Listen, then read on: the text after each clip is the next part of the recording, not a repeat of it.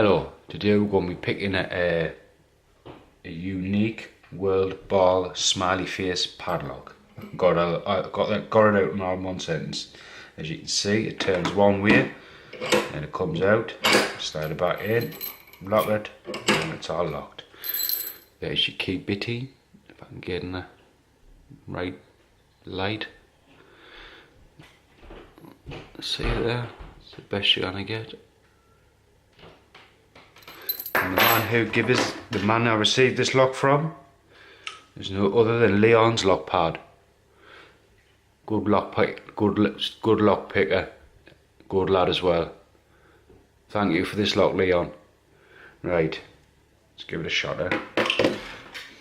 Like I've said before, I've picked this a couple of times. I've picked it about, I'd say this is my 5th time, but as you all know, when the camera starts rolling, it never goes as well as planned.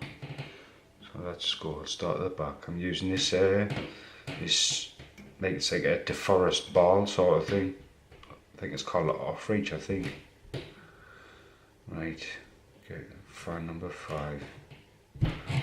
5. Slight turn the journals. That's the only bad thing with these. I've kept the lock straight. So hopefully I haven't lost anything. Right. Let's go along. 3, 2, there we go, open. There we go. Oh, at least I wasn't jinxed that time. Get rid of this out of vice and it's how inspect this. It's inspected. There you go. There's your smiley face.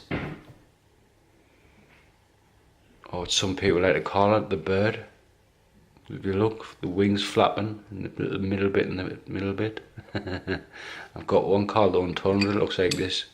It's a nightmare, it's a challenge lock, but it's got ball bearings in so you can't shim it and all that.